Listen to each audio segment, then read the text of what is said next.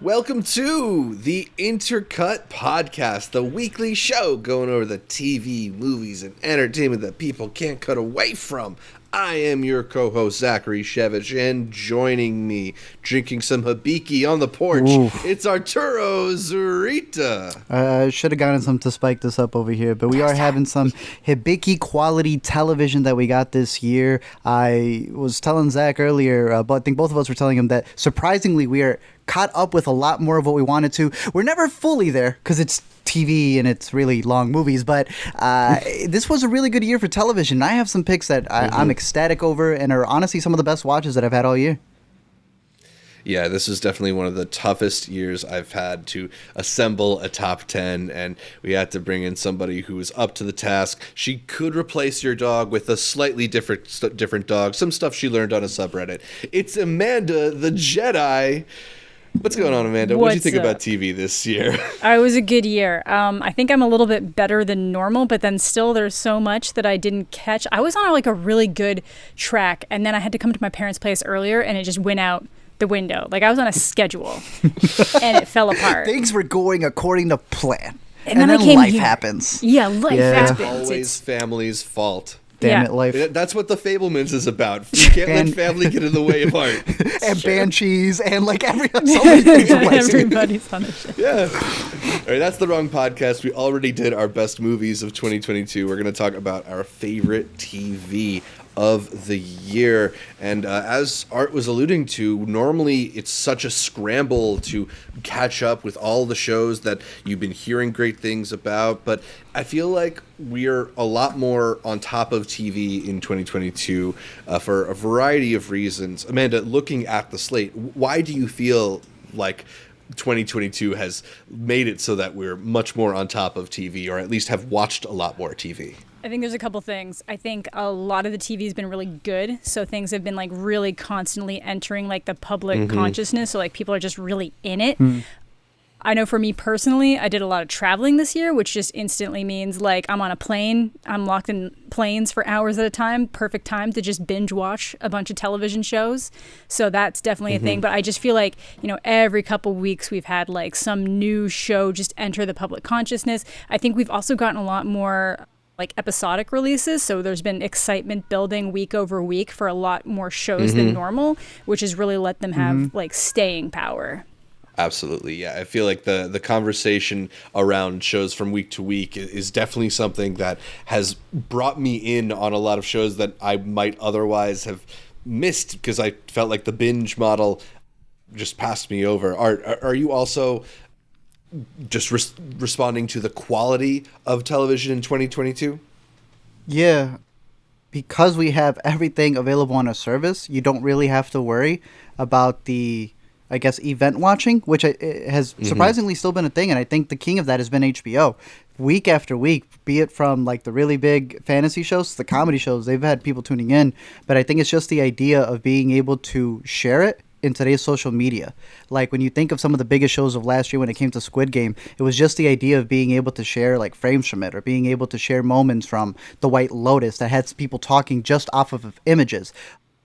I don't think you would have been able to spark those discussions, one, without the social media of just a couple of years ago, but much less with the ability to just be able to have those recordings of stuff. But I agree with Amanda. It's just the ease of access to be able to watch things, especially when you're traveling or when you have that downtime. And I think the only reason I haven't been able to get to some shows is it's just time. That's all it is. So those are probably the biggest ones that I'm missing, is anything that had compound seasons. Yeah, definitely.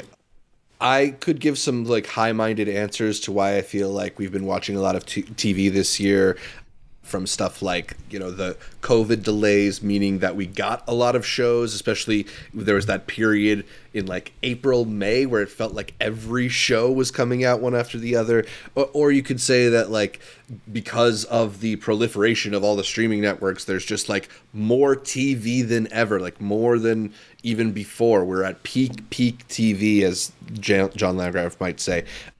But I think the real reason is just I got to go back to what Amanda said. There's a lot of really good stuff that demands to be seen being made right now. And I felt drawn to TV shows a lot more this year than I felt like I have been in the past, in a way where I just needed to watch all of it and needed to be up to date with it and wanted to be part of the conversation around it. So it's going to be a really tough list to put together. What makes it tougher are the shows that we wanted to see but did not find time for. I know for me, I had a few like Andor, the Disney Plus show. I haven't caught up with a lot of the Star Wars shows, but that one is one that has been getting such rave reviews. I'm definitely interested to see what Tony Gilroy's put together there. I'm also not up to date with shows like Bad Sisters or Blackbird or Slow Horses and a bunch of other shows that are on Apple TV Plus. They've got so many that they're churning out over there, and I've just a lot slipped through the cracks. They don't tend to promote them that much either, so I haven't seen some of those shows. I've talked about that I'm catching up with Industry on Intercut before. Very good. I'm still not all up to date on season 2, but I love that show so far. Still didn't catch Peacemaker from earlier this year. Still didn't catch The Staircase or Tokyo Vice, a few HBO shows. And I did not catch the 4th season of Westworld, which I've heard is actually quite good, but it's gone. Also is gone. So I don't really know what to do about that. So I will forever be missing that one. Art, how about you? What from 2022 did you not get a chance to catch that you wish you did? I have a couple, and surprisingly, I think it ends up coming down to a service I didn't have, AMC Plus. Like I think 3, if not all of them. Pantheon was a series that I started. It's this animated sci-fi futuristic series where they might be coming up with technology that is AI and half human, and they come up with a word for it. Really interesting series. I'm halfway through, so I can't count it yet. Gangs of London, I saw part of the first season. Now that I have AMC Plus, I can finally finish it because that's Evans, if I'm not mistaken. I know there's 2 Gareths. I want to say he's Evans. He's the guy who did The Raid, and he's got a TV series, and it's all about these like intricate gangs in London. It's really good. Finally have access to it, so that's what was keeping me from it. Pachinko, I am not finished with. I won't say anything more, but I finally saw one episode. I see the hype. I see the hype. And that was a little series from Stars that a lot of people kept recommending us, and I kept recommending to them to stop pitching Stars. No one's getting Stars. That show has to go somewhere else because we've had a lot of series where after they don't do well on Epix, they'll end up on HBO. So I'm just hoping that the whole Stars catalog goes elsewhere because that's the one service I can't bite the bullet for. But those are some of my picks. Amanda, how about you? I am also like Art. I'm about halfway through Pachinko. That is one that I was like, oh yeah, I'm totally gonna be able to finish it, and it's just because like it's something that like demands full attention. Like you can't watch that while like wrapping Christmas presents or like editing a video. So like I haven't had a chance to finish that one. I haven't had a chance to finish 1899, which I was really excited to get to because Dark's fantastic. So I'm like a few episodes into 1899.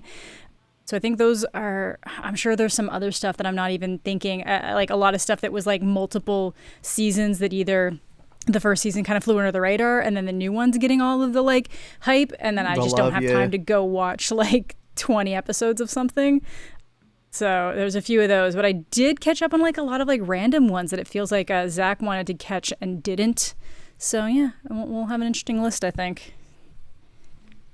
Yeah, I'm curious to see because this is one of the ones that, while I feel like our film lists tend to have a lot more crossover, our TV, maybe just because of what the TV landscape is, tends to be a little more all over the map. We're going to film festivals together. We don't go on TV binges together. That's what it is. True. Exactly. Yep. Exactly. Dexter, I swear to God. Maybe we should. Maybe we need to like... Where's the next TV festival? So halfway through the year, I had no Netflix shows on my list, and I'm wrapping the year in the same position. Why do you hate Ted?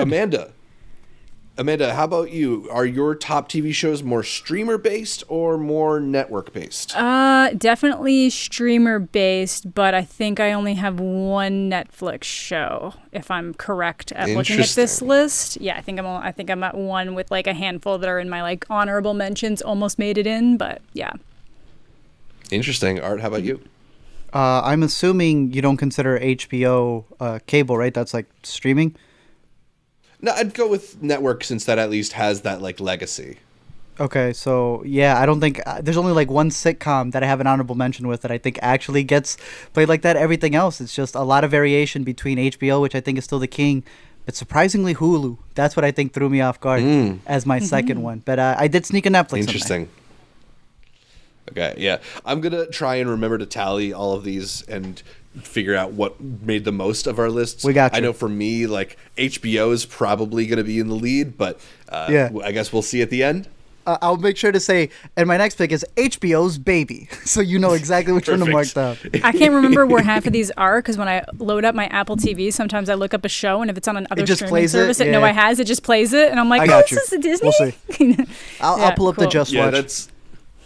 You've also got the disadvantage of having like the Canadian perspective on where these shows end up, so we might need to like correct your HBO Max. American audiences. HBO Max and Hulu end up on Crave most of the time over here. Really? Crave's the big winner then. Yeah. I saw a Hulu trailer and like a star came out, and I'm like, what? Oh, that's right. And I'm like, no, that's the wrong branding right there. Fox. I think someone just pirated this movie, but yeah, that's like the big thing. If you have an international audience, that they're not looking at a bundle. It's already a bundle for them when it comes to Disney Hulu. So yeah, it's all on Disney. We'll see. Yep. All right, in a little bit, we'll get to those lists of the best TV of 2022. But first, make sure you're subscribed to the Intercut podcast, either video on youtube.com/intercutpod or the audio on our podcast feeds available on most podcatchers. Also, follow Intercut on social media, whether that is Facebook, Twitter, or Instagram. Also, follow Intercut on social media, whether it's Facebook, Twitter, or Instagram. We are at Intercut Pod. That's Intercut Pod, and that's short for podcast. Also, we're Intercut Pod on Patreon, where you can support the show for as little as $1 per month. And be sure to leave us a 5-star review in Apple Podcasts. It makes me happier than talking about my favorite TV from this year. All right. We had Amanda go first in the last round. Art, why don't you kick us off here with TV and tell us about your 10th favorite TV show from 2022. For sure. This was one that had just come out when we had made our halfway list, and I was really high on it, but I wanted to sit with it. I didn't want the emotions of it. It also taking place in Chicago, taking too much away with it. But at my number 10 spot is FX on Hulu, weekly, Wednesday nights, The Bear, which came out in its entirety, sitting on Hulu, following a guy who returns back from a very high-class kitchen to what you would just consider your measly Chicago Mr. Beef little spot that I took Zach to when he was visiting over here. And the story ends up building into this tension-filled, if you've ever worked at a kitchen, just anxiety-inducing scenario of trying to make this little shop become something bigger than it is. And you have all of these different variables at play from everybody who works there, someone who is gone, and the character of John Bernthal. John Bernthal's in this list a lot now that I've realized he's going to be a star player for TV. Yeah, he's pretty much a ghost in this, but you're able to expand the story not just across the city, but across some different timelines. So this was one that really took me by surprise, and I think took a lot of people by surprise, because when the show premiered, there was a line around the block. And I remember when they were filming the show, and the beef spot just loaded after the fact. They said places in LA were selling beefs that weren't selling beefs before. It just became like this whole cultural thing. So for all the chefs out there who now say, yes, chef, The Bear is in my top 10 for sure. And I'm excited for season 2. Awesome. Yeah, I don't think you're being a homer, because I actually got The Bear higher up on my list. I got it all I just wanted to make sure. Same. Yeah. You heard I got all the Chicago number people. 4 for me. That's Where's good. it for you? All right, I'm happy. I have it up at number 4 on my list. Nice. Mine's 8, but we'll get there. Yes. Oh, beautiful. Yes. Very cool. Let's go. All right, so we'll talk about The Bear a little bit more later on our lists. Amanda, why don't you tell us your number 10? This has been so tough. My God, these lists. I'm still looking at things and I'm all like, do I like that one more? I think we're going to go with The Staircase at number 10. Ooh. I thought The Staircase was really interesting. I liked how it was told. It's based on a real story of a woman who dies, and there's just like this question as to whether or not the husband murdered her, if it was an accident, if he had nothing to do with it. And the show kind of like jumps around and shows how each scenario might have played out, while also kind of showing glimpses into her life, what was leading into it, what looked like a perfect marriage, and then kind of the cracks that would show through later, how the real documentary team came in and was working on it, and how that ended up affecting how the documentary played out because of some weird personal attachments that started to form in the documentary team. So it became very impartial, or not impartial, I should say. So I really enjoyed it, and then really good performances from, Toni Collette and Colin Firth. Yeah, Colin Firth, right? Yeah. So just really solid performances there. I thought it was really interesting. It's just really one of those ones. Like, it was one of those ones I was kind of bummed to be leaving a plane because I just wanted to finish the episode. But like, they kind of make you get off the planes after a while, because that was one of my travel shows. So yeah. Nice. Those the Petersons. Staircase. One of the ones that I definitely wish I had caught from earlier this year. I think Antonio Campos is the guy who directed most of those. I think so, yeah. He's an interesting filmmaker, so I was definitely curious to check this one out. And the source material is obviously very famous, so glad that you liked it. Or did you end up seeing The Staircase? I was able to catch a couple of episodes because, so I'm sure you know about this, Amanda, but Americans with the last name Peterson or Peter, like, they're always killing their wives. Yesterday was an announcement of the other Peterson and how he got more charges on him or something because of his second wife. And I was confusing that Peterson with the Staircase Peterson, and it turned out it was another Peterson. So I think we have like 3 murder Petersons in this world. So I'm glad that one of them was able to at least make a good HBO miniseries. I did want to add that bit about the journalists. I don't know if you heard the behind the scenes that the filmmaking team duped the documentarian team to help out with the TV miniseries, not realizing that they were going to out them and their documentary. I love that. Good. Some good behind the scenes drama there. So it's almost like some good documentary making for a dramatic retelling. That's fantastic. Staircase 2. All right, my number 10, I'm going to start things off with what might feel like a controversial way, but I'm not trying to start a fight, I promise. My number 10 is Severance's first season, which I expect will end up higher on other lists. Not trying to instigate anything. I just think this has been a really great year for TV, and that I can think of 9 shows I liked more speaks to how great this year was. I've seen his list. They're all pro-work shows from here on out. I've seen it. That's me, the capitalist. Anyway, let's go back to Art for his number 9. At number 9, I have a Showtime series. I was not expecting to have one on here, but there was several Showtime series that were on my radar that were actually delivering. The drama is going to be an honorable mention for later. I'm going with the comedy I Love That For You. This is a series that caught me completely off guard. Vanessa Bayer comes in, and she's always had this very awkward type of comedy. And what she does here is just take that to the max. As someone who grew up with cancer, was able to go into remission, and when she finally gets hired at the place that she saw every day at the hospital, which was the QVC, the marketing thing where they sell you stuff on TV, she finally gets a job there. Obviously, she's so terrible, but right before they fire her, she splurts out, "I have cancer, you can't fire me," and you got yourself one of the cringiest comedies on Showtime, and I loved every single bit of it. Towards the end of the season, I was surprised at the dramatic turns they were able to take with some of the characters, so I'm excited for a season 2. I thought it was a hilarious little series from Showtime, and it makes my number 9 spot because Southside from HBO was getting a lot of love from me. A League of Their Own on Prime was getting a lot of love from me, but nothing combined the drama and the comedy better than this series did. So I Love That For You. Highly, highly recommend it. I love that Amanda looked physically uncomfortable at the premise of the show. Yeah, you said that, and I was like, I don't know if I can do it. Let me hit you with something even more. She herself did have cancer, and she's producer on the show. I'm not saying she did the thing in the show. I'm just saying that she did go through it. Okay, because I was going to say there was just a story that came out about some woman who, so I was like, not her, right? Not her? Yeah, not her. No. But jeez. It is a crazy premise, and they take it for all it's worth, so I'd recommend checking it out. A really fun show, a really fun vehicle for Vanessa Bayer, who's somebody who I feel like has to have like a particular world built around her to really get the best out of that kind of awkward, cringy comedy that she's so good at. But she's helped build this really excellent show for her, and I'm excited to see where they take it. Yeah, Molly Shannon, I think, is like the perfect type of presence to have opposite her. They feel in a lot of ways, or she feels in a lot of ways like a descendant of Molly Shannon's comedy. So agreed. Yeah, it's one of the shows I had in my honorable mentions as well. So I like that pick, and I love that for you. Number 9 on Arturo's top 10. Thank you.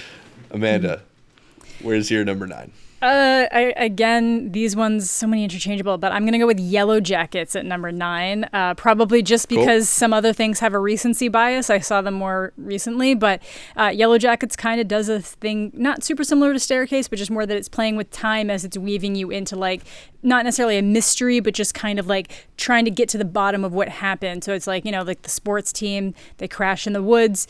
And then you have this like new mystery happening in the present with those characters later on. And then you're just kind of like weaving back and forth between the two timelines. And there's just some like amazing performances from people here, and just from like really strong, you know, actors that everybody at least recognizes to like some degree. Like you've got like Christina Ricci, you've got, well, now I'm just blanking on everyone. Melanie Linsky. Mm-hmm. Juliette Lewis. Yeah, that's the one I can't remember, but just like really strong performances going through.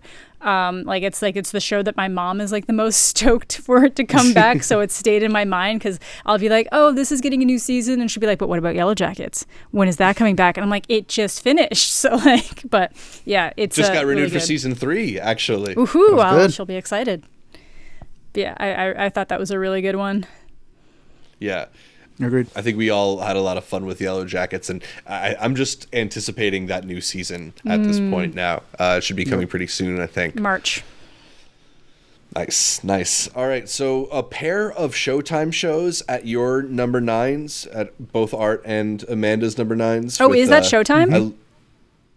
Because that's on Crave for us. So I was like, I have no idea what half of this stuff is. Crazy. Yeah, the Crave original Yellowjackets. And the best part is, for those who may not have Showtime, it's also on Paramount, because Paramount owns Showtime, and there's not enough people on Showtime or Paramount, so they're taking the Showtime shows and putting them on Paramount. So, oh my God, who knows where it's on? All right, so from a couple Showtime shows to the Showtime Lakers, my number 9 is Winning Time on HBO. Maybe the reason that show is not called Showtime is that it's on HBO. Art, this might show up later on your list. It will, and I wish they kept it as Showtime, yes, just like mine will show up later on your list. My number 8 is The Rehearsal, so we'll be having future HBO talks. All right, cool. So we can keep this moving and go to Amanda's number 8, which is The Bear. It's Do you want to Bear, talk about it a little bit now? I just thought it was like really fun. Like it kind of starts off and this guy's taking everything so professionally. You just assume that this is some like mid to high end restaurant because it doesn't look too fancy, but like just the way the behavior is. And then it's just this like hole in the wall sandwich shop, you know? And it's just, you know, all these people that are set in their ways, and some people are trying to take it seriously, and then just all of like the personal dysfunction that he's dealing with trying to process the fact that his brother died, and you know, just the fact that it's what's his face who always plays the Jeremy Allen White. No, not the main guy, the brother. John Bernthal.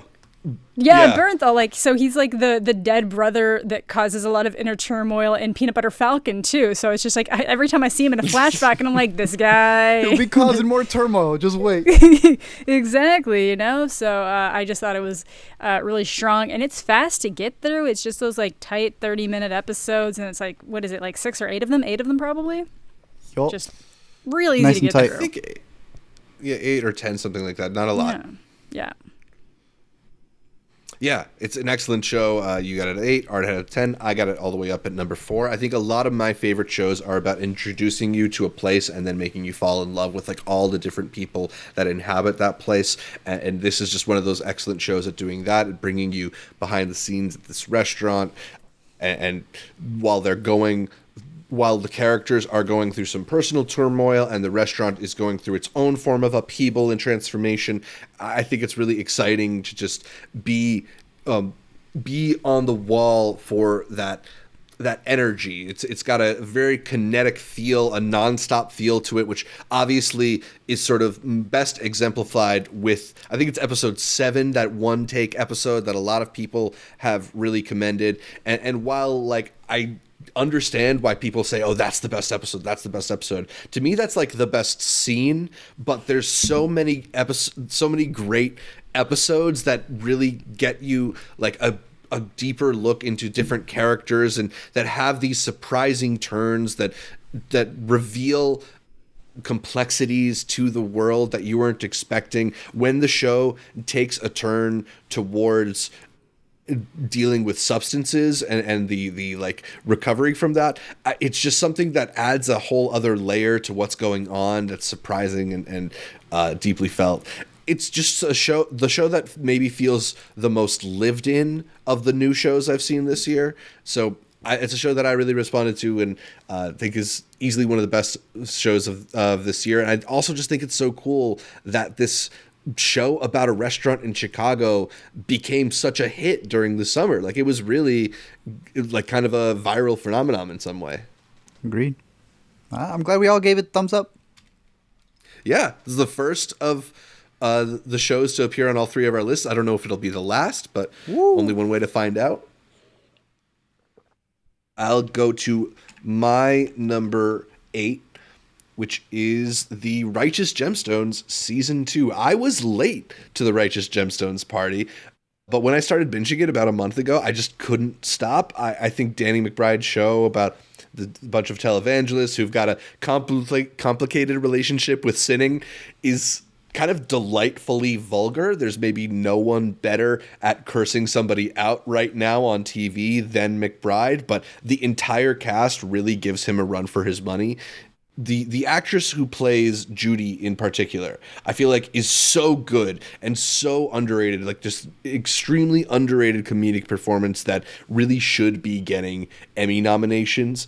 It's consistently surprising and the show's consistently funny. I think it works on a dramatic level in a way that is surprising given just how hard the laughs are. And the cast is just one of the most stacked casts in terms of like comedic abilities. They have Eric Andre show up this year. There's another Meredith Hagner, who I love on Search Party and some stuff like that, is also on this season and excellent. It's a very funny show. I'm glad that I finally caught up with it because there's a lot going on there, but it's also just immensely rewarding to watch.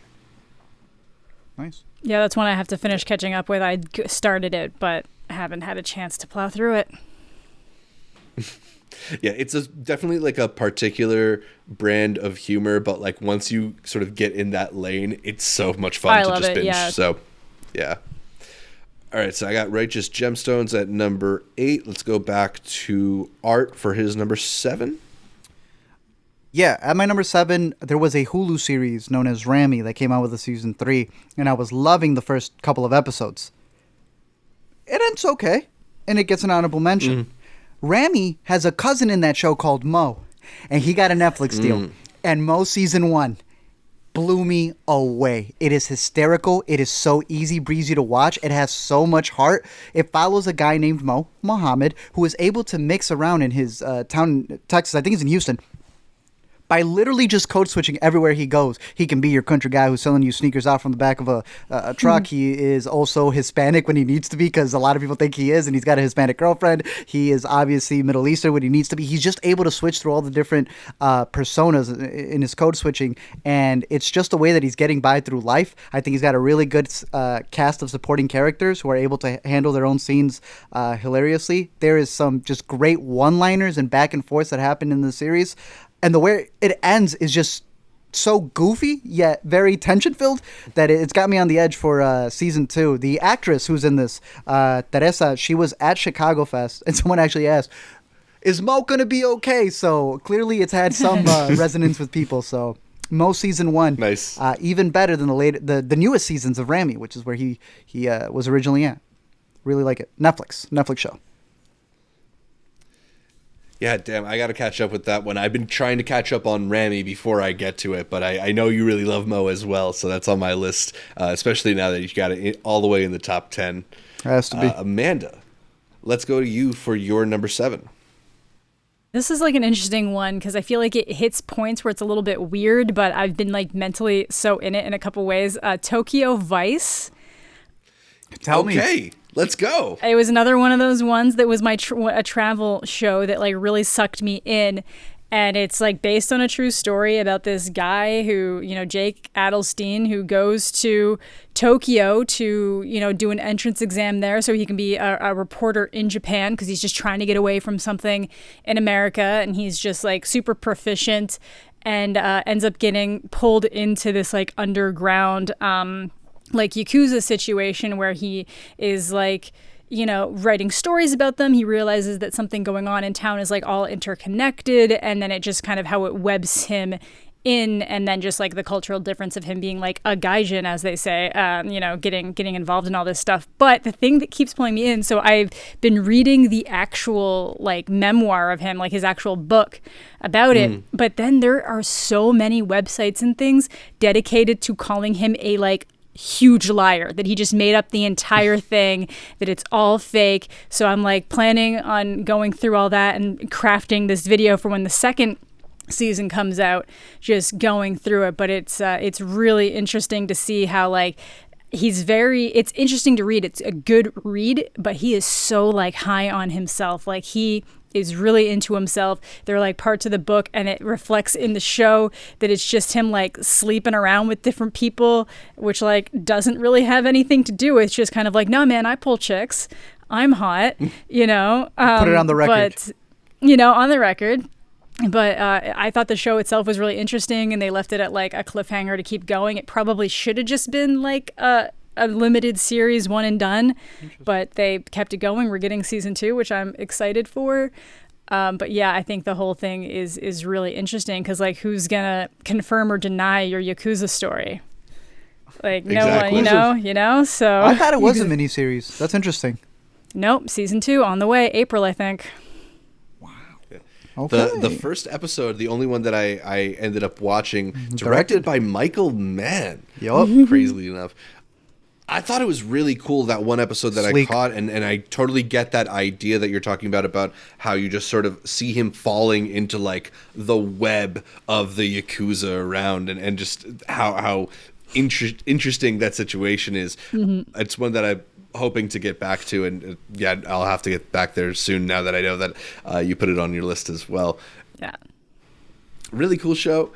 I definitely feel like the discussion around it is muted because of the whole Ansel Elgort of it all. But weirdly enough, as a guy who I haven't normally liked that much on screen, him as like this awkward lanky dude walking around Japan kind of works for me. Yeah, awkward lanky dude who like is like really high in himself, but then is like just getting dunked on like left, right, and center from like things, Kinda and works. he's like paying for women's time and attention. Like it works, Yeah.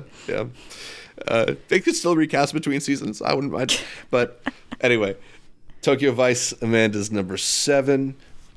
My number 7 is House of the Dragon season 1. Is that going to show up on other lists later? It's my 6. My number 5.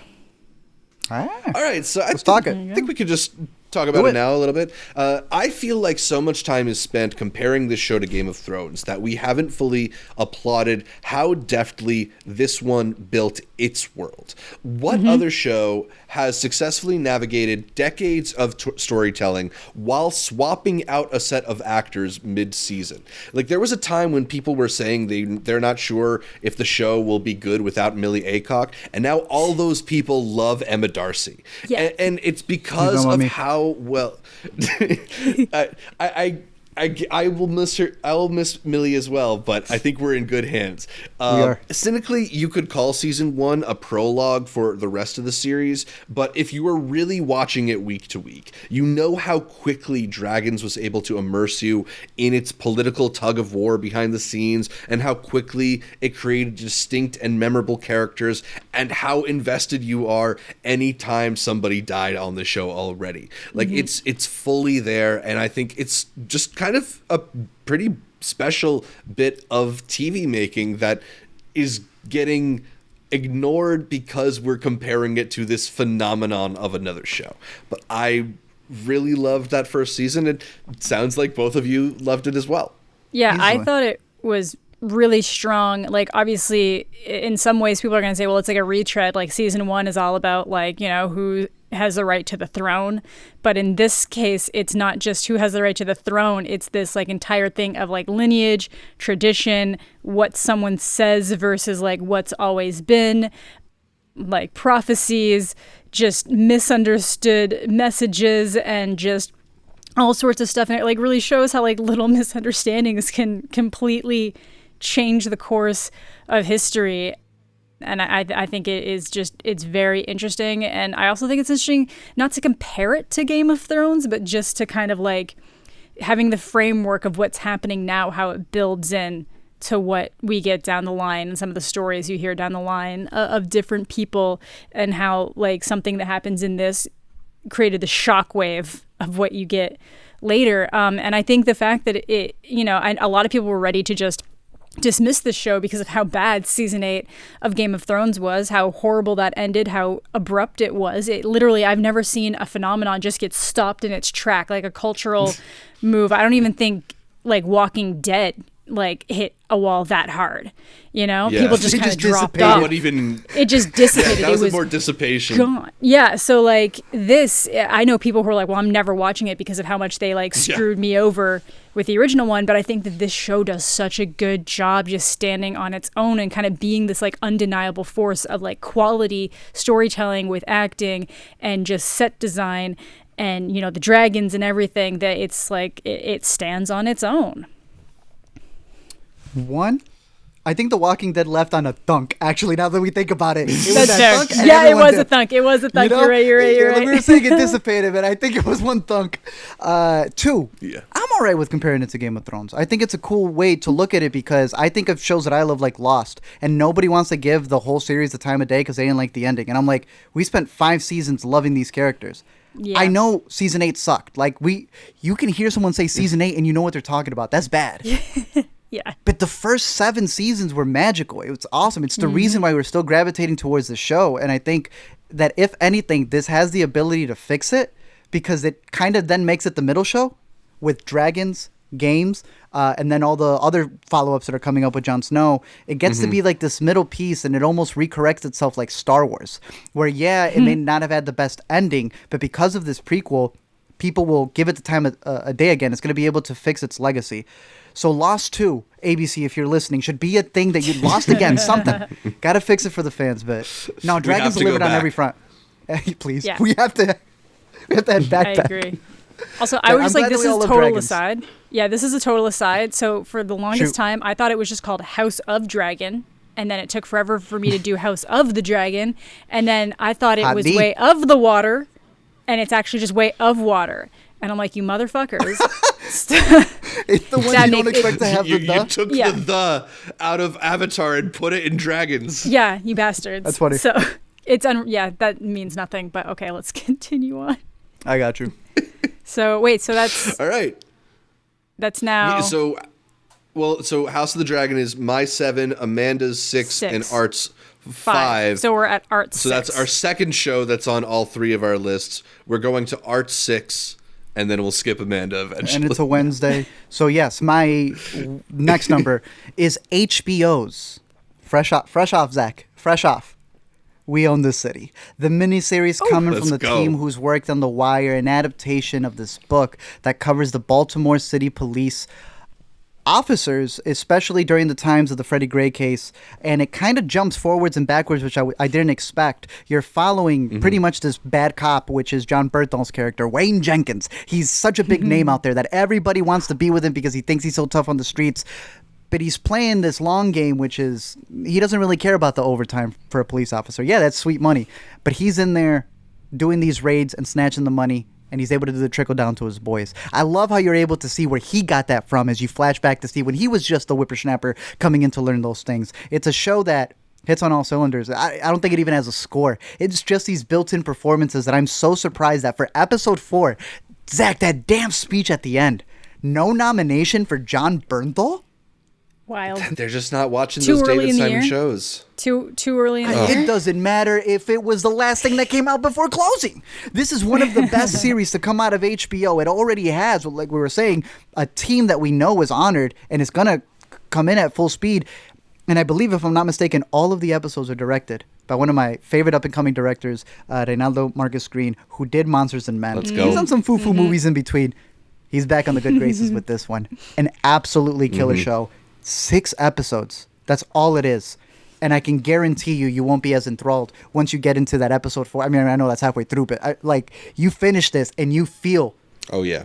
like you were within that department with all the ins and outs that it brings you through. An incredible show. I am so happy that I was able to. I started it last night. I finished it this morning, and rightfully so. It bumped. It bumped another miniseries off the list. I think you'll be happy with it, but I have to rightfully say that this was the better one, starting with a W. So good. I honestly thought it came out last year, and then you said it, and I was like, Yeah, well, such a shit, weird that would release. have been on my list, and now I don't think I want to bop anything else off my list. But Nah, yeah, just give it the thumbs up. It's a really great. It's a fantastic show. Yeah, It's so if good. you're a fan of The Wire, like I can't imagine you not liking this show. Yeah. When they said he's on the wire, So good. Leo meme. Yeah, it's I great. had this on my list like 2 hours ago, and then I just decided like that I had to put Severance somewhere, but I don't feel good about it because this show is really, really great. It's really good. And it's like it really does feel like The Wire season 6. And I there's some, for some people that's going to sound sacrilegious, but it is that level of quality. And the thing that you're talking about, Art, about it like sort of really picking up by episode 4 is, I think with shows like The Wire, the way that David Simon and all those guys tackle this type of material is they make it so dense and they make the world so fully lived in, and they want to show you all the pieces so that when you see the pieces falling into place, it makes that much more sense. You see why they have to be that way.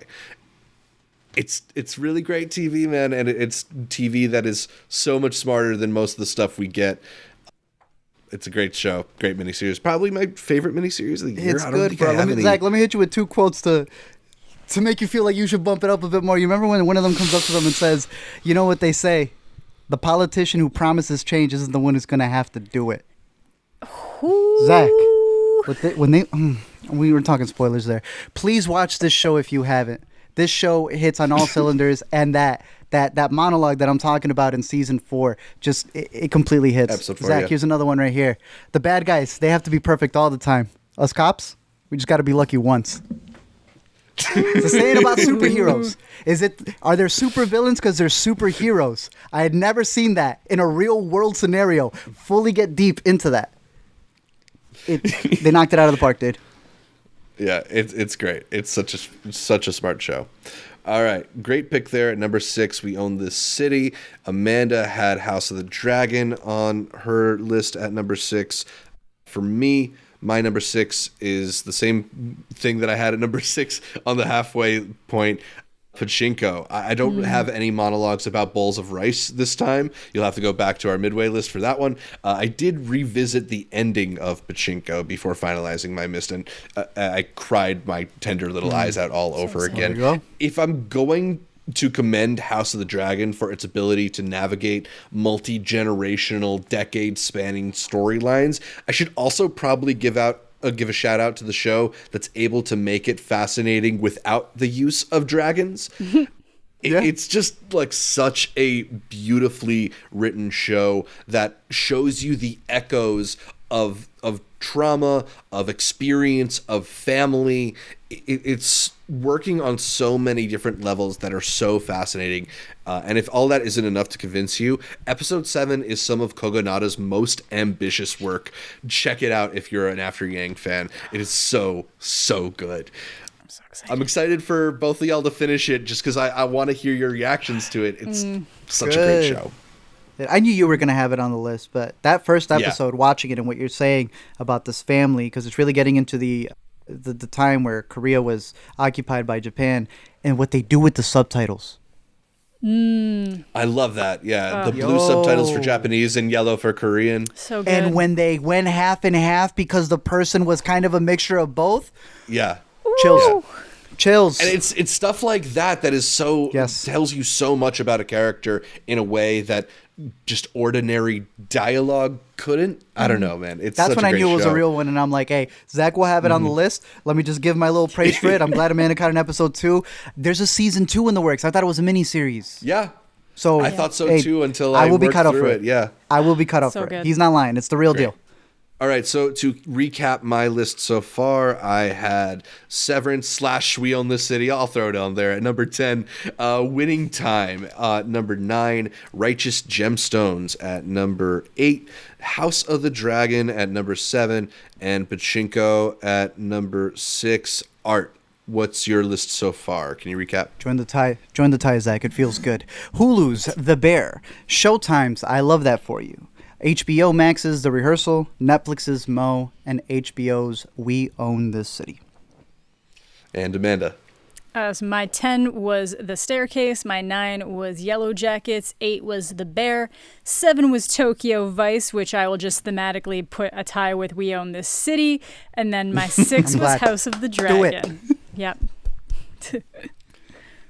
Nice. I love it. All right. So before we get to the top 5s, we would like to thank the Intercutie patrons, those wonderful people who are supporting the show. They are Ewan, Julieta, Garrett, Tim, Elizabeth, Josh, Ashley, Michael, Matt, and Mr. Kobayashi. Our Academy level members are Tushar, Marion, Cademan, Connor, Pete, Sean, May, Ricky, and Antonio, and of course a big thanks to the producer level patrons. They are Awkward and Udenvir. Thanks again for all the support, and a reminder that you too can become a member at patreon.com/intercutpod, where you can sign up for patron benefits like early access to some Intercut episodes, access to Intercut episode outlines, access to the private Discord channels to chat with us, as well as those monthly Google patron hangs where you can chat in person with us, talk about movies and all that.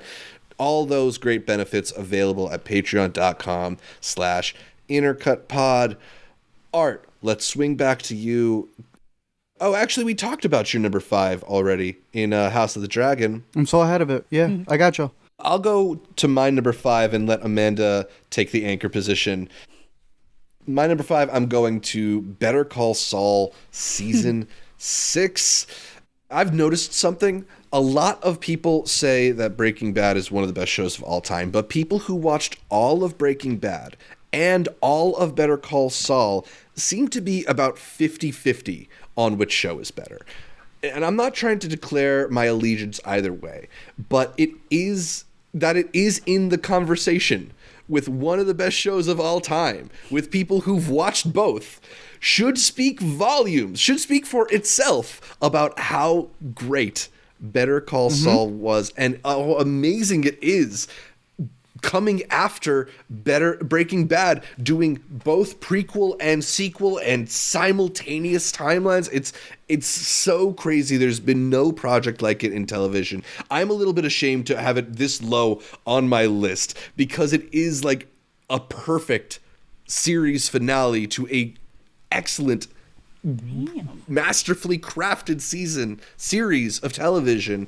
I don't know. It's like, I don't know why I only have it 5, because I can't say anything that's wrong with it. It's just an incredible TV, and I'm like sorry to be leaving Albuquerque because there's nothing quite like the meticulous nature of Vince Gilligan's and Peter Gould's teams there. So you're a Breaking Bad fan? You know, man, it's just because it's so close that I kind of feel like Better Call Saul is doing a lot of stuff that Breaking Bad isn't. But if I go back and watch Ozymandias, I'm going to tell you. That's what I'm saying. You put this part B here, but part B of Breaking Bad, would that have been higher? It's because he's got Ozark. I forgot the Ozark finale was coming up, but we'll get to that one. Right, Ozark's the true king. All right, only so Murderville. That's the only way he makes a cameo. I got Better Call Saul at my number 5. Amanda, what do you have at yours? My number 5 is Blackbird. actually, which I feel like is Ooh. maybe a Hey, weird Apple. choice. Okay. But again, something about these ones I was watching when I was on planes, I think it's because there's nothing else. It's like full immersion. It's so easy not to Yeah. get distracted by other things when you're on a plane. And again, it's just these kind of like crime mysteries. You know, you've got Rocket Man, not Edgerton. Oh my Yep. God. Yeah.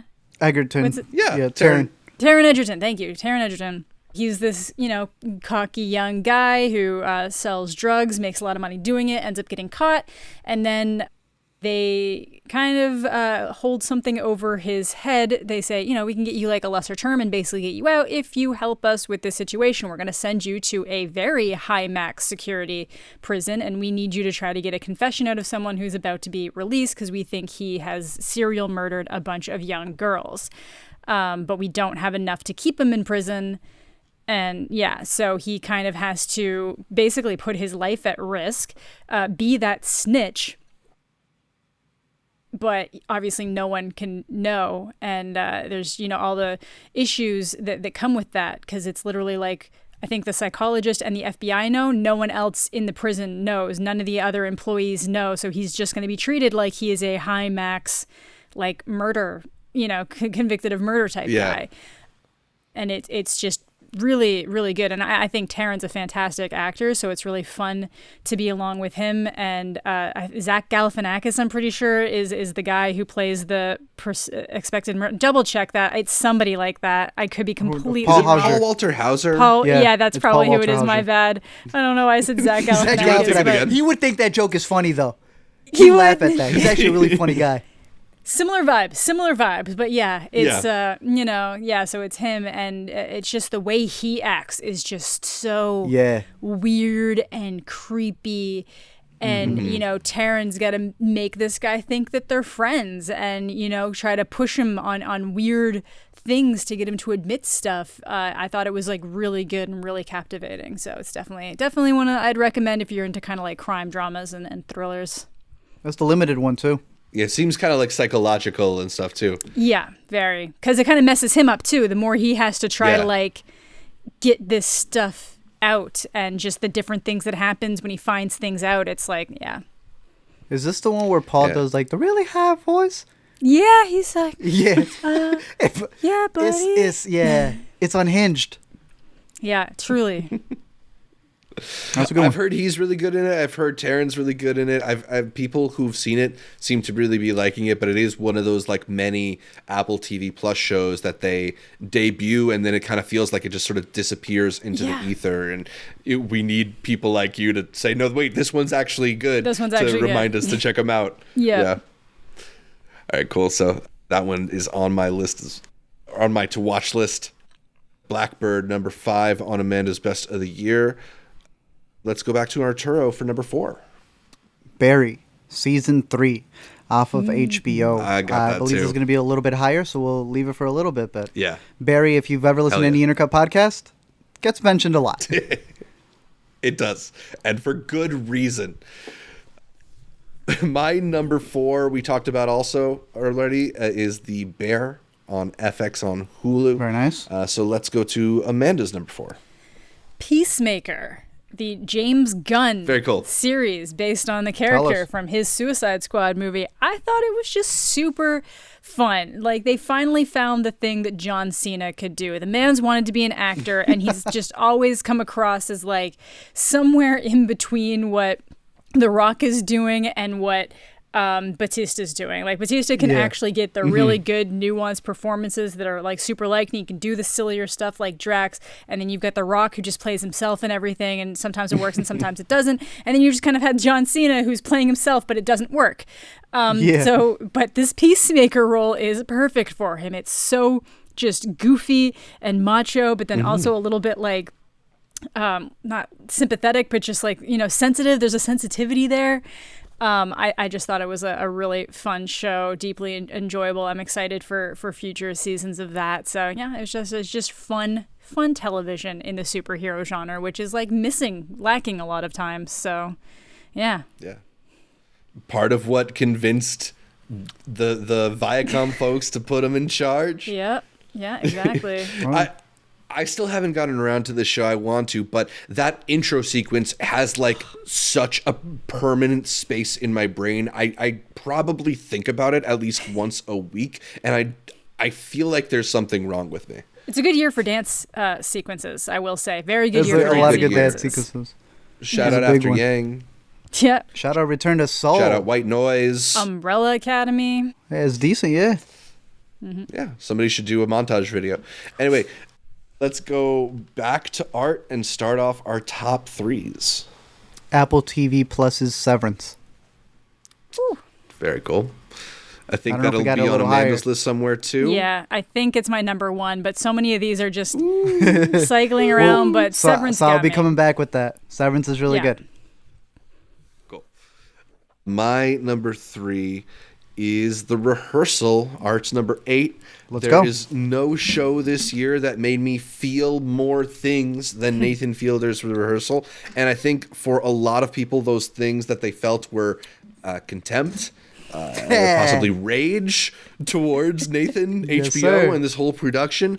But to me, that also speaks to the brilliance of this truly, truly singular creation. There is nothing like it, and I don't think there ever will be anything quite like it. And part of what is so genius about it, especially when you compare it to a show like Nathan For You, which is maybe like its closest cousin or whatever, is the way that The Rehearsal constantly shifts its form. It has that first episode where it's about Core and this trivia contest at this bar, and you think, all right, it's going to be every week he helps a different person in a new situation, and instead it becomes this very weird serialized experiment where he dives deeper and deeper into his own insecurities and potential like psychosis while also finding the most like bizarre people to feature on camera. I don't really know if like I want to be the arbiter of how ethical this whole proceeding is. I know that it's just like maybe the most watchable thing that I've ever seen. The thing that I wanted to know what was going to happen next the most. And I just think there's something really powerful in being able to elicit the types of strong reactions that the show did, both positive and negative. It's rare to feel things based on what you see, but it's even rarer to feel super strongly based on the things you see in media. So yeah, The Rehearsal, it's brilliant. I think Nathan Fielder's brilliant, and it's at number 3. Art, now that you've sat with it a little bit more, you got a number 8. You enjoyed it? You mad at him? Where you I'm at? still mad at him. I can be mad at someone and still respect them. The show is guilty just by principle because that's what he's showcasing. What you were saying, the emotions that you feel by it are things that he's telling you. If you think it's wrong in this show, the whole industry does it, and that's what he's calling out. So I can be mad at a show because I think what he's spotlighting, some people want to give him like the pass on it, and I think it's okay for him to kind of be an informant of sorts, because that's what he becomes here. He gets into the depths of playing with how we deal in Hollywood with kid actors, with how we're doing work schedules, with how you don't have to pay someone as long as they don't speak, just little intricacies that I think were upsetting people in the wrong ways and thinking that like he's the one to blame for it when all he's doing is highlighting something that we dismiss in everything else that we view. This is Synecdoche Nathan to a degree. This is probably going to the next degree of everything that he's ever done in Nathan For You, especially with a finale like the Francis episode. So I respect it. I appreciate a lot of what he's calling out.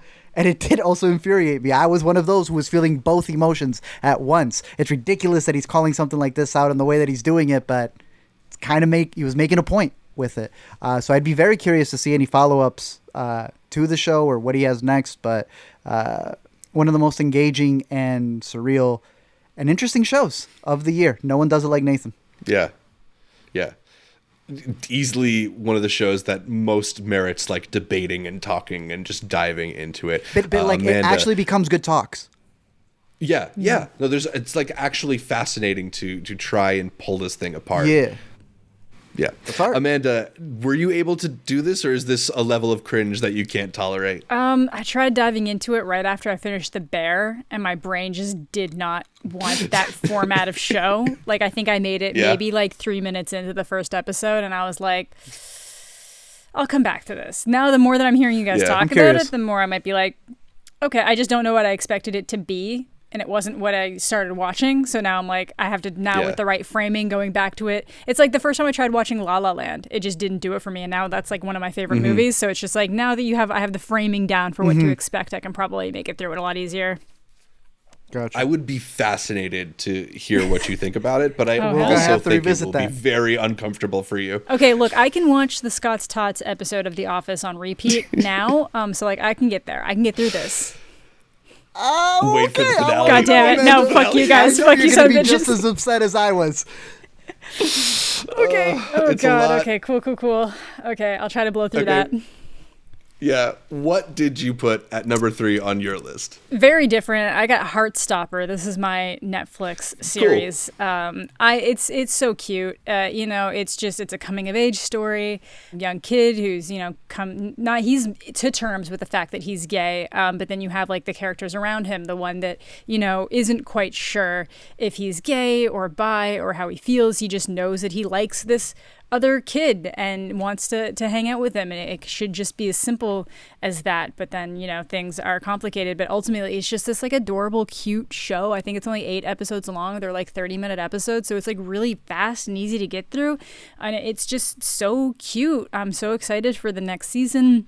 It's based off of like a graphic novel series by I think Alice something in Olsman, something like that. I'm sorry, I can't remember. I'm sorry, but it's just cute is just like the best way to describe it. Like it has some like harder moments to watch, but ultimately it's just like a really nice show that I think is going to be important to a lot of people and just like really, really, really good. Nice. I feel like you tend to save one slot on your list for like the hot teen heartfelt show, and it's and it seems like this is one that really is resonating with a lot of people. Like I always try to be, I watch and I consume so much media that's in that space that I like talking up when I think it's actually good and done well, and this is one that I think like handles pretty much everything it tries to deal with well. Awesome. All right, cool. So Heartstopper, Amanda's number 3. Let's go to Arturo for his number 2. We have another HBO show, making it 1, 2, 3, 4, 5. Final HBO show right here. Winning Time, The Rise of the Lakers Dynasty. A show that is beautifully shot and follows a sports team that you don't have to have any association with, but if you do, damn, do they get some of these shots crazily well done. Like a lot of the style from back in the day. It follows the Lakers as they're growing, not just as a team, but as like an association. Like the idea and premise of basketball hadn't even been established until this guy went in there and realized that he can actually make it like a Showtime. It sucks that they didn't get to keep the actual name because that's like the whole point. But the idea that it was an entire event, you weren't just going in there to see sports. You were going in there to see the Laker girls. You were the halftime, all these different things that end up becoming the brand, so to speak, right? Even with this year having the World Cup, rewatching a lot of documentaries leading up to it, just how FIFA became FIFA, right? It's that idea of how you're able to take a sports league to be something tiny for it to then become the biggest thing in the world. And I found all of the casting that they did in here to be fantastic. It's a really good show when the people who were involved complain about it and call it fake, but don't tell you what it is they need to fix. They're just mad they're not getting a dime out of it. Zach had mentioned that this is going to be like a mini series of some sort, or anthology, right? Where they might be choosing different teams to play in different decades. And I think that would be awesome. And I think it helps with the Winning Time title, because then it could be an anthology and it's not stuck to one team. It could be the rise of any dynasty. And I'd be very excited to see what they do in the future, especially with how they take the time period. Because one of the most surprising parts was how they were cutting from these like really nice cameras to then this like very filmic 8mm look. And the way they did those edits, man, it made for some of the funniest awkward moments in the show. So I would highly, highly recommend Winning Time, The Rise of the Lakers Dynasty on HBO. Yeah, I know a lot of people didn't like the editing style, the Adam McKay Really? hyperactive Damn. editing style. I'm It's talking clever. more when it was like in Don't Look Up. I think it works extremely, extremely well here. Yes. That just like maximalist throwing things at the screen, switching up the film stock, just keeping things moving. This might be like the most show on my list. I have it at number 9. I do love how stylized every moment is, from the camera choices to the characters featured, lots of famous names, Jack Nicholson showing up just to be like a guy who's in the room, to the performances, which are also like very, very, feel very particular. They're making big decisions with their characters. It's not just like the actors showing up and playing themselves. And those actors, it's a lot of really big name talents. I mean, they just sort of bring Jason Sudeikis and Adrian Brody in off the bench after a few episodes. It's crazy. This show it's fun, it's splashy, it's suspenseful, it's a drama that's full of personality, and it's a perfect match for the Showtime Lakers, for like that brand. There's so many shows that are ripped from the headlines or based on true stories, and none of them are as daring or as dynamic as Winning Time was in its first season. So if they can keep that up in whatever season 2 is, I'll be thrilled. 100%. Winning Time, great pick. Glad you have it on your list and so high on your list. Number 2. My number 2 is Atlanta season 4. Art, you still got this somewhere? My number 1 is, if you want to combine them together, season 3 and season 4 of Atlanta, but season 4 being my official pick for my top series of the year. So we can talk about it. Okay. Or we can wrap up. Yeah, let's talk. Let's rip the Band-Aid and talk about it right now. Atlanta It is the best. Atlanta finally gave people what they wanted in season 4. And while I don't know if it's like the best batch of Atlanta episodes they've put out, I think it's the ones that I'll find myself returning to the most often, because while Atlanta has always been an extremely impressive show and impossible to predict, I was impressed all over again during its final stretch, because they somehow managed to give each character a fitting goodbye that didn't really feel like a goodbye. It almost felt like a see you later, or like we'll still be here. They answered some long-standing questions while not getting like saccharine or diverting from the ethos of the show. And in its final episode with Darius in the hyperbaric chamber, it was Atlanta at its best. It's absurd, it's unexpected, it's profound, and it's fun. It's a lot of fun. So Atlanta episodes always found a way to make TV successful, but in a way all of its own. And those last few episodes are some of the best ever to end an iconic show. I really think that series finale is like one of the greatest series finales we've ever gotten, because it's such a fitting way to leave the characters without ending their stories or changing what the show was to bring like an artificial sense of conclusion. It just was always Atlanta. I gotta catch Atlanta. Nah, I mean, it's only 4 seasons in total. It's done. Like, now that it's over, it's like it makes it such a compact thing to go back and rewatch, because it's like 10 per season, I think. Yeah, it's like about 10. Is it 10 or 8? So it's like 4 times 8, 4 times 10. So it's really not that. It's not that difficult. I think it's gonna be really easy to binge through, because I ended up going back to watch a couple of the season 1 stuff just to see how it played back with season 4. And the fact that this year alone was season 3 and 4 on the same year is insane to me. All of the classics were dropping doubles, right? 365 had 2 movies this year too, so you had nothing but hits coming out. This one was better than 3 because I forgot about 3. Them. We might have to go rework some of the movie one. We gotta go back. Yeah. Season 3 felt like, or a lot of people felt that season 3 felt like short stories, anthologies. But I thought that twist, that like just not caring and deciding to make whatever stories they could, was fantastic. And I was hoping that they would continue the series to be able to do that every other episode or something. They decided to end it. And season 4 is the best Atlanta has ever been. The first 2 episodes correlate each other very well of what happens when one of our main characters has someone who can't let something go. Only for episode 2 to have one of our main characters not be able to let something go. Episode 3, Born to Die, is one of my favorites of the season when they realize what you really need to be able to win a Grammy, and even has a Grammy winner in Childish Gambino finally speaking about what he felt about the Grammys. A lot of this this final season has him talking about what he thinks in the work ethic episode about Tyler Perry Studios down below. He has a lot of different things when it comes to the, not just the ethos, but the legacy of a lot of rappers and what they leave behind when he brings up the Crank That Killer. But I thought there was 4 endings to this show. I kept going to Zach. I'm like, I can't believe Atlanta ended. He goes, no, there's still another episode. And then I thought it ended. There was another episode.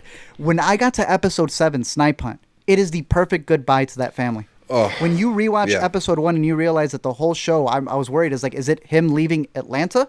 Is that his growth? The whole growth for every character here is realizing what they have in front of them. And that Snipe Hunt episode ends with what I thought was the best shot to end the show. And then they came back next week with this one called The Goof Who Sat by the Door. And it's about the director who directed the Goofy movie. Zach, I could not believe they chose that as the ending. The most out-of-nowhere episode of all time. And easily one of my favorite episodes of the year. That wasn't the ending. They come in with another one, and it's got to be Paperboy. Okay, Paperboy ends the finale. And it's your opening line to me, the Hibiki. He's out there and he just realizes he's got the people around him. And then it still didn't end. No, the final one has to be Darius. It's beautiful. What has he been up to? What has he been up to? Realizing that he's surrounded by the people who love him the most. It's the #1 show of 2022. I hope and implore people catch up on Atlanta. It's so good. It's so good. I'm glad we have it to go back to over and over again. I love that show so much. So my number 2, Art's number 1, Atlanta on FX on Hulu. Let's go back to Amanda for her number 2. The Boys. I don't know. Okay. I get pulled into these shows and, I stick with them, but I really enjoyed season 3 of The Boys. I think it had a bit of a rough ending, but as it was going through, I thought they kind of did some interesting character work with like Butcher, and obviously Homelander got fleshed out in a lot of ways. And I thought it was very interesting to watch like the cultural reaction to people who somehow thought he was ever supposed to be the good guy or somebody that you could look up to, right, or like the anti-hero role. And I'm like, no, Butcher is the anti-hero role. Like Homelander is like the villain in the hero's suit. That's the whole fucking point of that character. So I find that that's one of those things that being able to see the public reaction to it mirrored in a show that is literally making fun of so many of these people that are now being like, hey, wait a minute. It's interesting. It's kind of like a similar thing that we saw happening with Tar, except in the reverse kind of. But yeah, I don't know. I like The Boys. I'm a fan of these like stronger played out type of superhero shows. I know we kind of had a big run of these like darker shows and they got a little bit overbearing, but I still think that this one is really, really holding its own, and I'm excited to see where it goes next. I agree. Nice. I think this had the best ending out of all 3 seasons so far. I thought they killed it with the ending, and his performance in particular. I was actually kind of rooting for him. I thought he pulled out all the stops, Anthony Starr, with the season. You knew he wasn't going down. You knew he wasn't going to go down, so it was just a matter of how was he not going to go down. Oh, but he killed it. Like I know it's like a superhero show, but that was like the best part. I think they should have campaigned for him a little more. But I'm curious to see where they build this next season, because now, like if it wasn't off before, he's completely loose now. Yeah, that's what I mean. Like, yeah, that's other planet. Nice. All right, The Boys, an always entertaining show at Amanda's number 2. Let's circle back around. Art already said his number 1 was Atlanta, so it's time for my number 1, which is Barry, season 3. And I feel like I've never really wavered from this. I've always loved this show, but I feel like it somehow made a massive leap in its 3rd season. What's great about Barry is the show's willingness to push its characters to uncomfortable but logical conclusions in a way that sacrifices audience comfort for what feels truth. what feels truthful, at least.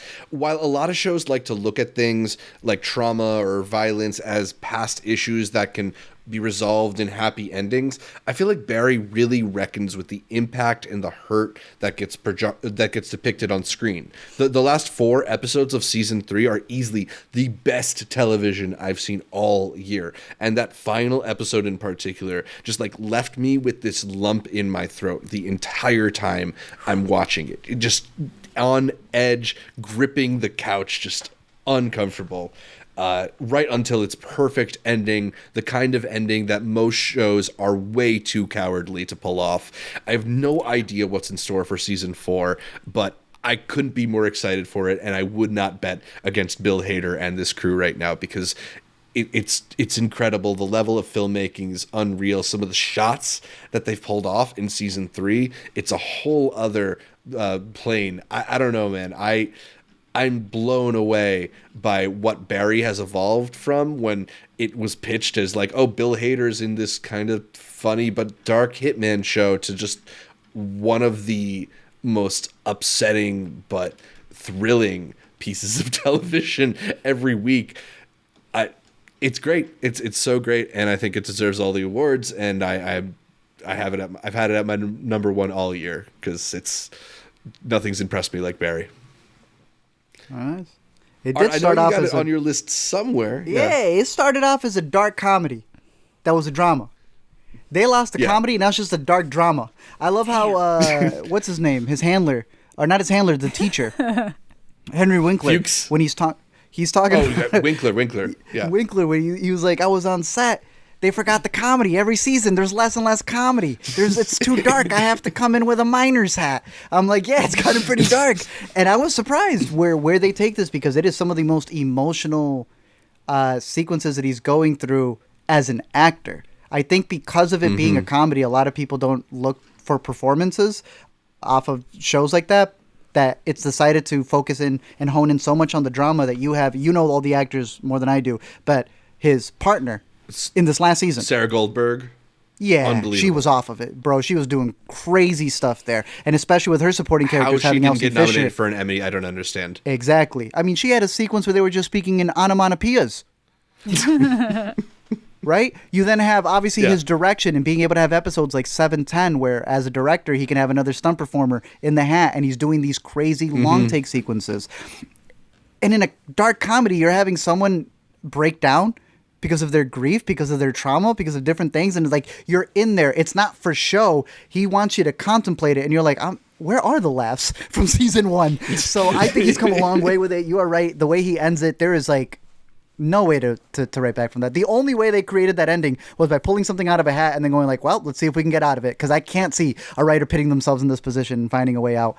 The last season's the last season, if I'm not mistaken. So I hope to leave it with a bang, because so far every season has delivered, and I think 3 is just as strong as 1. Absolutely, yeah. I can't wait for it. All right, Barry, my number 1, and Amanda, you mentioned it earlier. Talk a little bit about why Severance is your top TV show of 2022. Hey. I think Severance just kind of did a couple of like really unique things. I feel like in a lot of ways it's a show we've never seen before. It simultaneously feels very grounded and very foreign, that like what they're doing when they're working in the Severance area, it's like, what the fuck is even going on here? But then everything outside of that feels completely normal. And it does an interesting thing that like when you hear the concept, so the idea of severance is that like your outside life, so when you're at home with your family, blah, blah, blah, does not remember anything about when you're at work. And at first you're like, well, that kind of sounds great. Like, wouldn't you want to just not ever even remember having to do that? So it just feels like all of your time is when you're not at work. But then there's the flip side of, you know, for one, you're losing all that time. It's just gone. But then what happens to the you that is severed? What happens to the you that is in that work situation and that's all they remember? And how much autonomy do you actually have as the person who's in there? And I think they explore a lot of really interesting different angles with that. And it is one of these shows that the whole thing kind of feels like a mystery while you're learning about all of this stuff. But then that last episode just kicks the door open for an entire new avenue. And you're like, holy shit, this just blew up to like, it went up like 5 levels in like 2 seconds. Yeah. And I'm so excited to see what happens after that. And like the performances are all really good. I feel like every character kind of has their like thing. You know, we're mostly following one person, but then by the end, you kind of find out like what's going on with each of those other characters outside of this. And I was just really blown away by something that can feel so familiar and foreign at the same time.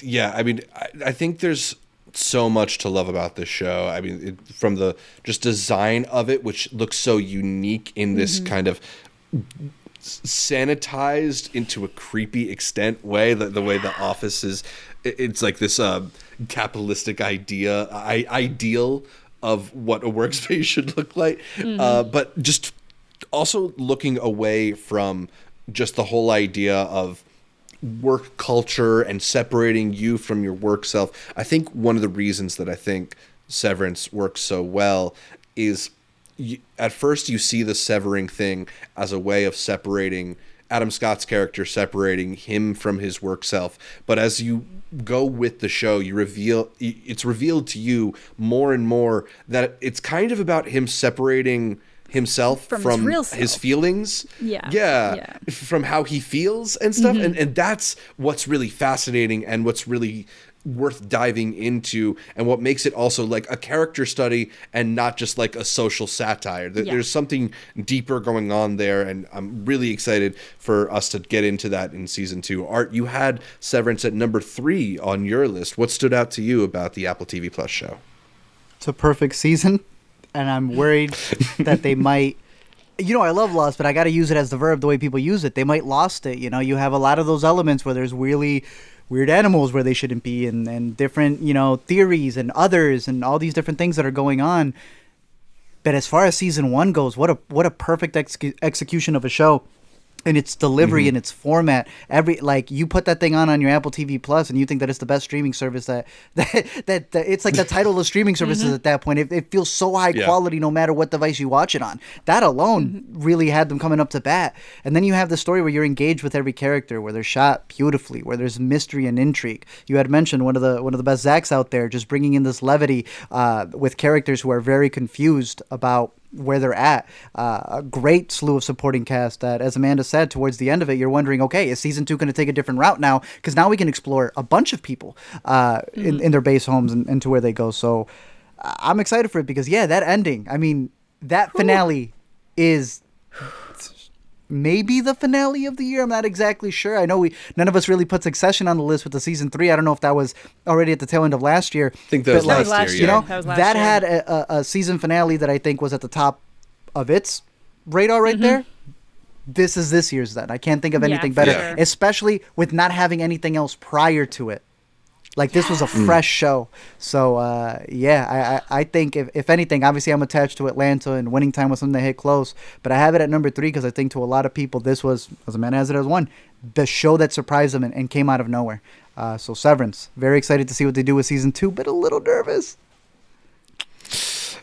It's really good. And it has a lot to live up to. So, I think we're all just eager to catch whatever comes next on Severance. Rounding out our lists, though, that means that Apple TV has got 4 appearances, which puts it in 3rd place behind Hulu and HBO. HBO, again, dominating the list with 11 appearances between the 3 of us. Wow. There are 4 HBO Max shows, 2 Netflix shows, 2 Showtime shows, only 1 Amazon show and 1 AMC show. I was dissing Netflix earlier, but Amazon with the very poor showing. Yeah, what happened to Amazon Prime? Weak year for Prime. I'm trying to think of anything else that was they on put Prime. all their money on Lord of the Rings. All their budget behind Lord of the Rings. Yeah. Yeah. I mean, they did have. They had some good ones that I enjoyed from there, such as As We See It. I thought that was a cute little series, but for the most part, I think it was like the Reacher, Terminal List. It's those really big shows that they're going for, or they expect you to get Showtime through them. Right. They're making the money through that, and they're shipping. Invincible, a show that we all liked, will be back, I think, in January. So maybe that's a good sign for Amazon Prime. But yeah, we'll see. Anybody want to talk about their honorable mentions? I had a Hacks season 2, Tuca and Birdie season 3. Unfortunately, the final season of that show over on Adult Swim. Minx season 1. Who knows about the future of Minx? But that first season, really good. Was on HBO Max, not anymore. Only Murders in the Building season 2. I really love the dynamic on that show, and they've kept it up in their second season. The Dropout was my favorite of the like ripped from the headline shows because that Amanda Seyfried performance is so great on Hulu. Abbott Elementary, a show that Art and I bring up quite a bit over on ABC, the only like cable network That's show. That's what I meant. Yeah, that's really the only one I can think of. One. Yeah. And I put Atlanta season 3 in my honorable mentions because I put season 4 by itself on my list, but we can combine them or keep them separate. It doesn't really matter. It's for mine. My final would have been 4. Yeah, and I usually like to have a slot for my favorite half-hour comedy, but this year was just too packed, and I couldn't find room for either What We Do in the Shadows season 4 or Mythic Quest season 3. But they're both great and still some of my favorite stuff to watch and my comfort food. So shout out to both of them. Art, you want to do your honorable mentions? Yeah, I had a couple of really good ones that ended up being limited that I didn't realize. Baby over on HBO was this nice little horror series starring a British woman who doesn't really have a kid, but then a kid literally falls from the heavens on her lap. Is it a demon? Who knows? You got 6 episodes to find out. As we see it over on Prime, as I had mentioned, it stars Sosie Bacon, daughter of Kevin Bacon, and Kira Sedgwick, and I thought she did a really good job there taking care of 3 individuals who are on the spectrum and learning to live together on their own. Under the Banner of Heaven was a pretty good miniseries from FX with Andrew Garfield. I thought that delivered, especially when Netflix dropped their Mormon doc as well, and that was even crazy, and you're seeing both of these back-to-back on the finale. So some pretty crazy stuff there. Russian Doll season 2, wrapping it all up, I thought was a really good way to end that story arc, and I was under the assumption they were going to go 3, but nonetheless, season 1 and 2 are a perfect way to send off that series, and I want to give it an honorable mention.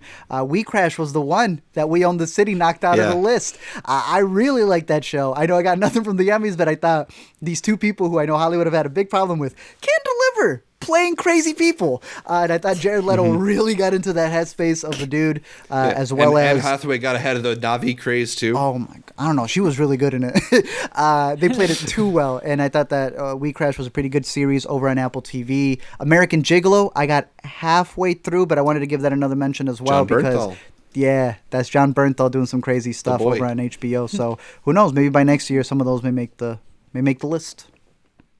Nice. Earlier, I was going to joke that you put Walking Dead season 1 on your list because you were saying there's so much John Bernthal, but the moment's passed. I should have. And I don't know if that joke works. Oh, no, I actually Amanda, saw the AMC finale, and it was terrible. Oh, man. I couldn't put myself through it. Amanda, what do you have on your honorable mentions? What We Do in the Shadows on my end as well. That's one that usually makes my list, and it just didn't this year because it's been so stacked. Under the Banner of Heaven was Colin one. Robinson was a baby. Yeah. They made him a baby. Baby. It's so good. Under the Banner of Heaven was another one I really enjoyed, but it just kind of got bopped off by the end of the year here, but I still think it's really strong and definitely worth watching. First Kill is not what I would call a great show, but I would call it a show for me. It got canceled tragically, but I did my best.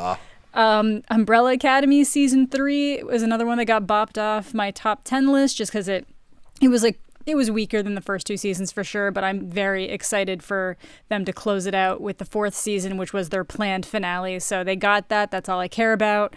I'm good. I still think that Stranger Things season 4 had a lot of like really good aspects, even though there were some weaker things about it too. Good. But so that's still on my list, and I think that's probably it that I can think of right now. Nice. That's a good thing to add to Zach's thing from earlier. The fact that the series, we were talking about like just a lot of stuff, but even the series I didn't care for, I ended up kind of liking like Stranger Things. That's what I mean. Like I don't like usually my top 10 list is like the 10 shows that I saw that I liked a lot of the time because I have such a hard time getting through the shows, but this year was just like stacked. Good stuff, yeah. We'll see if 2023 can compete. So just to recap, my top 10 shows of 2022 are Severance Season 1 on Apple TV+, Winning Time Season 1 on HBO, The Righteous Gemstones Season 2 on HBO, House of the Dragon Season 1 on HBO, Pachinko Season 1 on Apple TV+, Better Call Saul Season 6 on AMC, The Bear Season 1 on FX, The Rehearsal Season 1 on HBO, Atlanta Season 4 on FX, and Barry Season 3 on HBO at my number 1. Art, you want to recap your list? For sure. Number 10, I got the FX Hulu series The Bear. I Love That For You if you want something funny over on Showtime. The Rehearsal if you want something very cringy over on HBO Max. Mo, which I think is probably the funniest thing Netflix has. We Own This City is probably the best limited drama you're going to see all year on HBO. Dragons is worth it. I don't care if you hated season 8. Give it a chance. It's something brand new. It's worth it on HBO. Barry. Barry Season 3. He should have won for that bike episode on the highway. It's very good over on HBO. Severance. Please don't ruin yourself over on Apple TV. Winning Time over on HBO, and Atlanta Season 4. Closing it out the way that he planned it to, and it was beautiful. Yeah. Amanda, you want to recap your list? Yeah, so at 10, we've got The Staircase. 9 is Yellowjackets. 8, The Bear. 7 is Tokyo Vice, tied with We Own This City. 6 is House of the Dragon. I agree. If you hated 8, at least give it a chance, unless you're taking some like moral framework. But again, D and DB are not involved in this, so it's fine. Yeah. Blackbird. Fresh slate. So we got Blackbird at number 5, then Peacemaker, Heartstopper, The Boys, and in the number 1 spot, Severance, which I think is this year's show to pay attention to. Awesome. Yep. Great lists all around. Thank you for talking TV with us, Amanda. Let us know in the comments what your favorite shows of 2022 were. But I think that's about all for this edition of Intercut. You can catch more from me, Zach Shevich, by following me on Twitter, Instagram, Letterboxd, at ZShevich, that's ZSHEVICH, and check out my YouTube or TikTok channels at Multiplex Show Amanda. Where can people find more from you? You can find me on YouTube, Twitch, Twitter, Instagram, Letterboxd, and probably a lot of other places at Amanda the Jedi. Art, where can people find more from you? You can find me over at LME Explain on YouTube, on Letterboxd, on Twitter, every week here on the Intercut Podcast. You can listen to every episode of the Intercut Podcast on iTunes, on SoundCloud, on Spotify, whatever your favorite podcatcher is. I like Overcast, and then make sure you're subscribed not just to the audio feed, but to the video feed as well on youtube.com/IntercutPod, where you can catch our bright smiling faces as we break down the latest in entertainment. Find new episodes of the Intercut Weekend Must Watch every Monday on our YouTube channel. And please like the video, leave us a comment. Remember to give us a 5-star review on Apple Podcasts or on Spotify. And you can find us on Facebook, on Instagram, on Twitter. You can support us on Patreon. Find all of those pages at Intercut Pod to get updates throughout the week from Art, from me, from Amanda, from all the guests that we feature here on Intercut. Thanks again for tuning in, and until next time, it's days like these that I curse the Chinese for inventing gunpowder.